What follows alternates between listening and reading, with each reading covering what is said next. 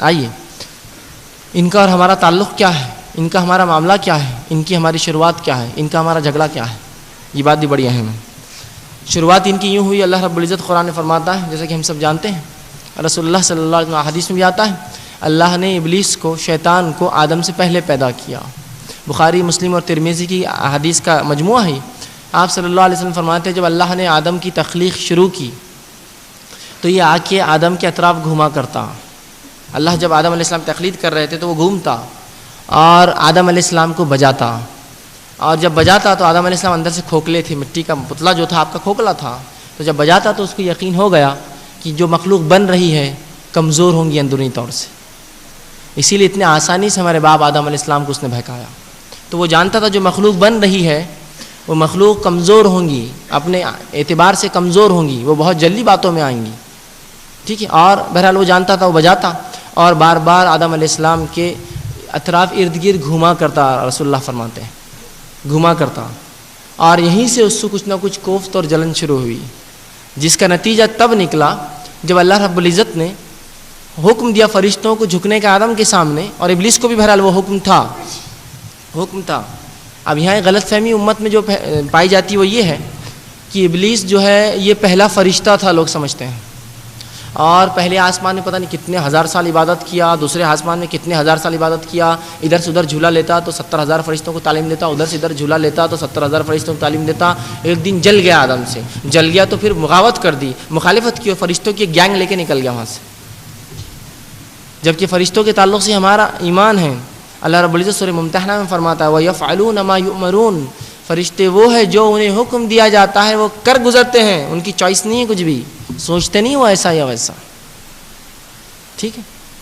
تو یہ بہت بڑی غلط فہمی ہے کہ ابلیس کو فرشتہ سمجھ، جبکہ اللہ رب العزت نے اعلان کر دیا سورہ کہف کی آیت نمبر 50 میں وَإِذْ قُلْنَا لِلْمَلَائِكَةِ اسْجُدُوا لِآدَمَ فَسَجَدُوا إِلَّا إِبْلِيسَ وَكَانَ مِنَ الْجِنِّ فَفَسَقَ عَنْ أَمْرِ رَبِّهِ، واضح آیت ہے۔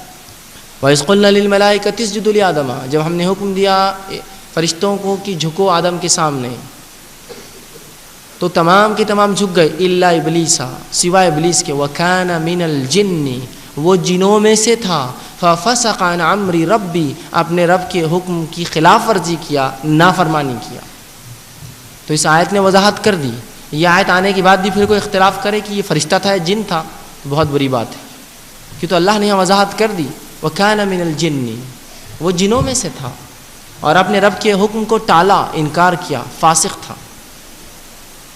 تو یہ غلط فہمی کا بہرحال ازالہ ہو گیا۔ تو ان کی دشمنی ہم سے جو ہے ابد سے ہے، شروع سے ہے، ازل سے ہے، اور ابد تک رہیں گی بہرحال، شروع سے ان کی ہماری جو ہے دشمنی ہے۔ اب اللہ رب العزت نے جب جھکنے کا حکم دیا تو نہیں جھکا اور کہا انا خیر، میں اچھا ہوں آدم سے، اس لیے میں اچھا ہوں آدم سے۔ کیوں کہا؟ مفسرین لکھتے ہیں وہ اس لیے کہا کہ آگ اوپر کی طرف اٹھتی ہے تو اس نے کہا میں خیر ہوں، جبکہ مٹی کہیں سے پھینکو نیچے کی طرف چلے جاتی ہے، جبکہ اس کا یہ بولنا میں خیر ہوں یہ بھی غلط تھا عقلی اعتبار سے بھی۔ آگ سے جب تک اس کو کنٹرول میں نہ رکھا جائے کوئی فائدہ نہیں ہے،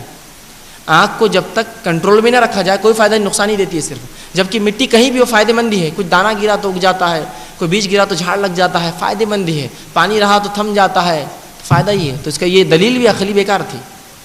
تو کہا میں خیر ہوں اس سے، آدم سے جو تو نے پیدا کیا۔ بہرحال اب یہ دشمنی ان کی ہماری شروع سے ہے، اور یہ چاہتا ہے کہ جہاں یہ جائیں گا ابلیس، یہ ہم تمام کو لے جائیں۔ تو ابلیس یہ بابائے جن ہے، جنوں کا باپ ہے، جس طرح سے آدم بابائے انسانیت ہے، ہم سب کے باپ ہے، اسی طرح ابلیس یہ جنوں کا باپ ہے۔ اور جس طرح آدم کی نسل میں مومن اور کافر دونوں ہوتے ہیں، ابلیس کی نسل میں بھی مومن اور کافر دونوں ہوتے ہیں، یاد رکھیے۔ فرق اتنا ہے کہ ہمارے باپ ایمان والے تھے جس سے ہماری نسل چلی، اور جنوں کی نسل چلی ان کا باپ کافر تھا پہلا، بعد والوں نے بہرحال ایمان لایا۔ خود رسول اللہ پر کہیں جنہوں نے ایمان لایا، اس کا تذکرہ سورہ جن میں گزرا۔